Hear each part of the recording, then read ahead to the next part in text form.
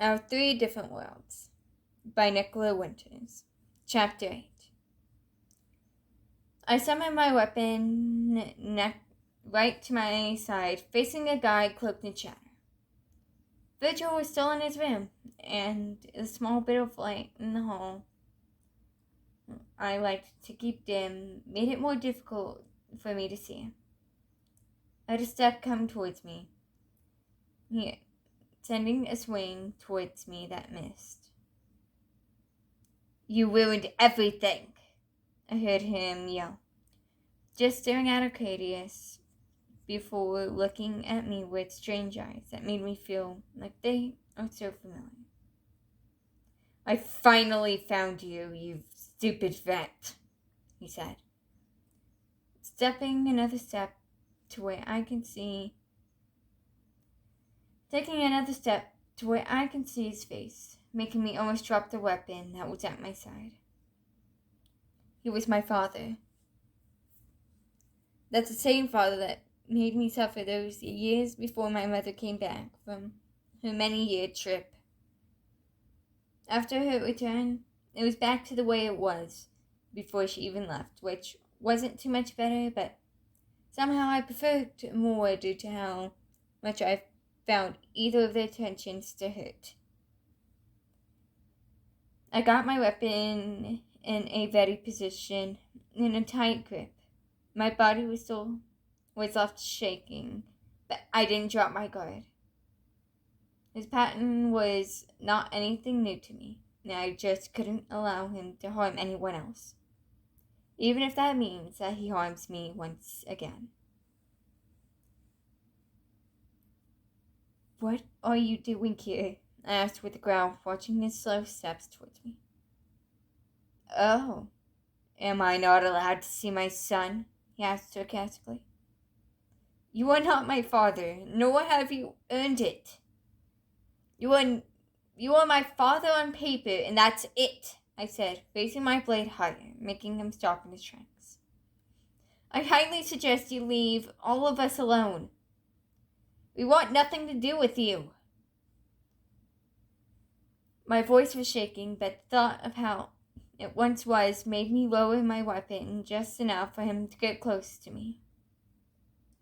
He never listened to me before, so why do I expect he would this time?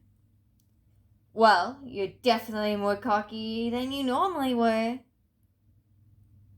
he said, walking towards my left side. My eyes kept a careful watch of him as I slowly moved towards Arcadius. I got him away from Arcadius, which was my main goal, but now I have to figure out how to get out of here. "You care too much for that prince. That is probably just using you, since you are easy to keep around. I'm surprised that they are even still around after you force all your friends to stick around and talk to you, and even hang out with you. Can you even call them your friends?" Do I really do that?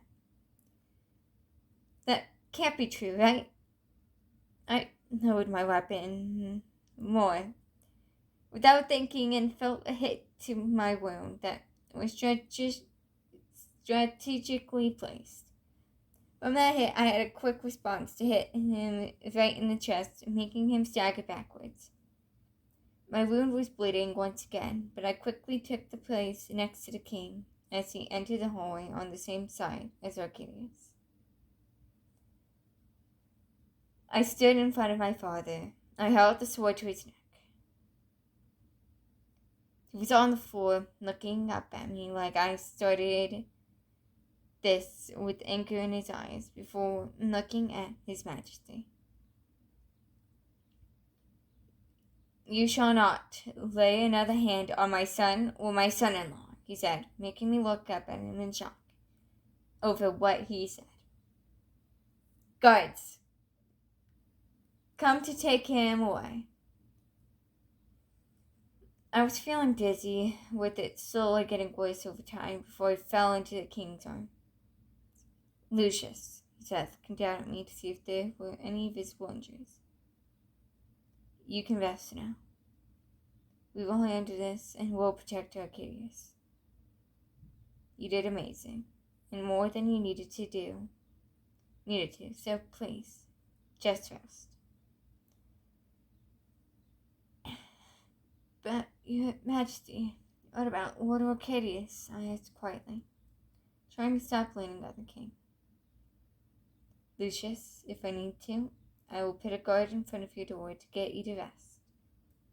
Arcadius will be fine. He was bleeding, though, and he clearly aren't well.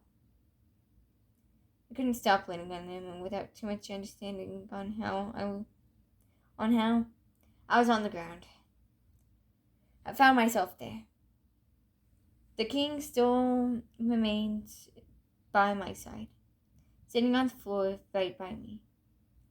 I felt worried and tried to move, but I felt the hand of the king on me before hearing him say, "Let's stay here for a moment, so you can see that Arcadius is fine, then you shall be taken to bed."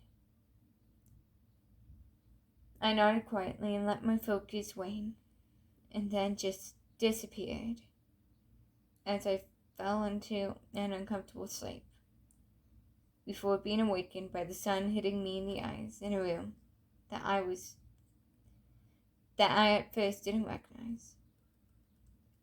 After a while, the room's appearance struck me with where I am, sending me into a jolt up. It was a hospital, not just a hospital, but the royal ward. I always did work here and took care of the royal family as I healed, but never once was I a patient in this place, and always treated myself in my room. When I jolted up, I felt a tug of what felt like stitches holding my wound shut, and the rub of fresh bandages on my skin. My head spun, and I almost crumpled off the bed, and almost got sick as bright sun added to everything. I felt like I was overstimulated, yet I haven't been awake long. A doctor everyone referred to as Ghost due to how little he was seen. To be honest, I am surprised I wasn't given a name like that. I never thought the lady doctor would need my help, and be here of all places. I shifted a bit uncomfortable, but only made everything feel worse before I realized how I got to where I am. The memories of last evening played a key role in this. It made me want to jump out of bed and find Arcadius.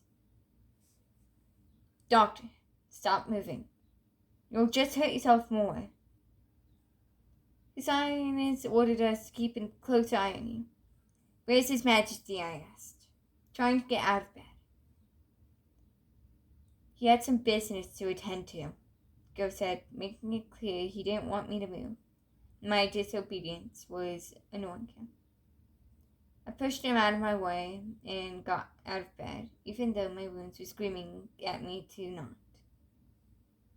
Go sat there glaring at me before trying to grab me. Go sat there glaring at me, trying to grab me before I could take it off.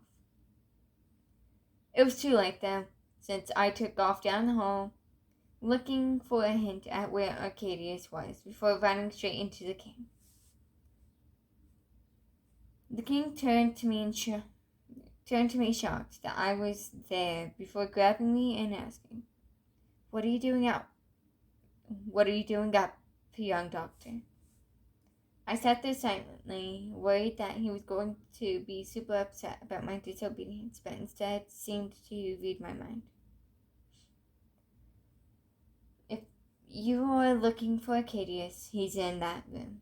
He pointed to the door across the hall from where he was. "He should be fine, but I know you want to check on him still." "Thank you, my highness," I said, trying to bow, but feeling a hand on my shoulder stopping me. "No worries. Now please don't go doing something like that. It's not good for you in your current state, plus there's no need to be so formal," I said as I heard someone running towards me, which I could only assume was Ghost. and felt a smack to the back of my head. I looked up and saw His Highness's eyes wide at what he saw. I swear, you need to stop being so disrespectful and bow to His Highness. I'm sorry, Your Highness, but I tried to get him to obey your orders. Lucious, get by my side, my dear. Why did you hit him when he's clearly healing? When he's currently healing, he asked. I didn't need to see his eyes to see how much they were glowing. I couldn't get myself to move and just sat there in front of him, staring at the floor as I did back then. Doesn't he work with you? Is that how you treat every patient? Shouldn't you know that sets him off? What sets him off? No, sir. He's always in his chambers, and no, sir, I don't treat every patient like that, he said, bowing to the king. I swear you should treat him with care as you would treat anyone else. He's higher rank than you. If I may be so frank, Your Majesty, I have no clue how he got the rank. When he doesn't do anything and is rarely seen, Ghost said with a bit of malice in his tone. If you continue to talk about him like that, you shall not be working with him any more, the king said, grabbing my hand for a quick bit. Lucious, look at me, please. I looked up at him, but I heard Ghost say, Your Highness, it feels as though you are biased to him and just gave him the position due to that bias. My head turned towards Ghost, just without thinking, moved to the side of the king. After he dropped my hand out of surprise at his response. Leave.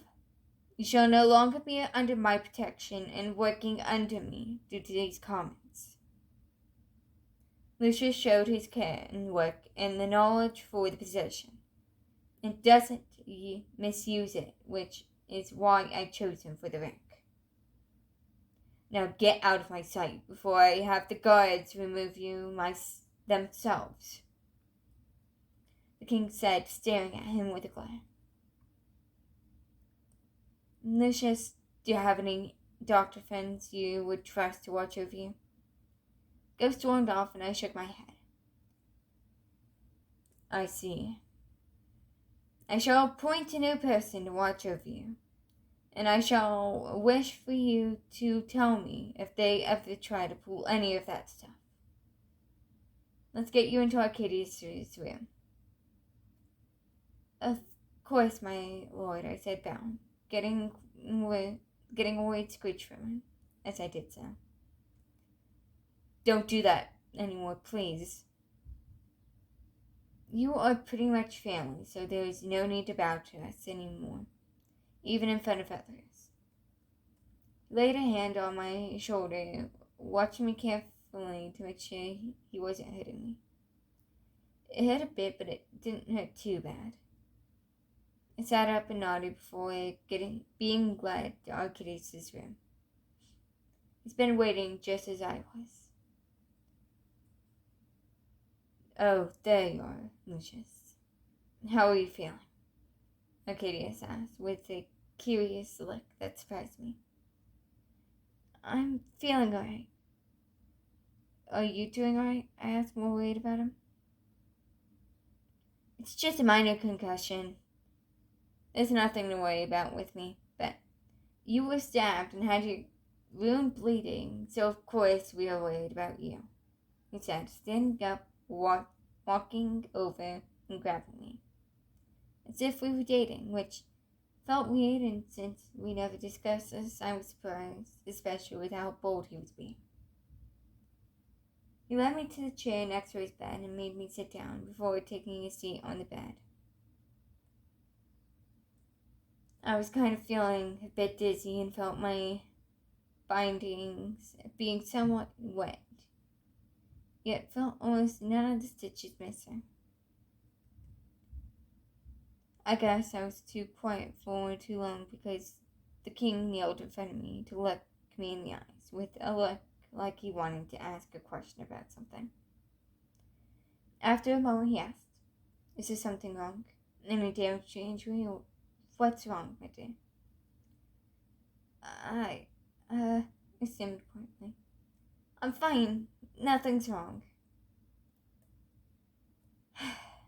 Arcadius, watch him please for a while I get him a doctor to take a look at his wounds," said, standing up in front of me. Honestly, even if I wanted to, I couldn't take off. "Of course, Dad." The king walked away, and after he was out of the room, Arcadius put his hand on my shoulder.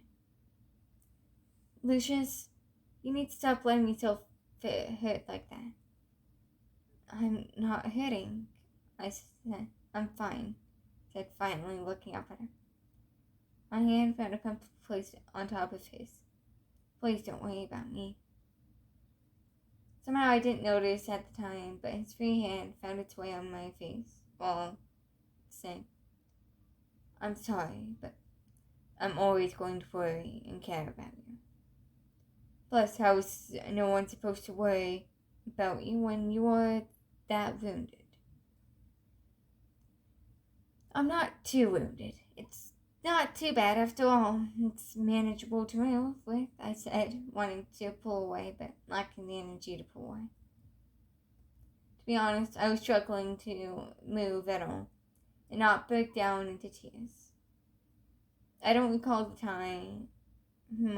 last time I experienced a true touch of care and good physical attention.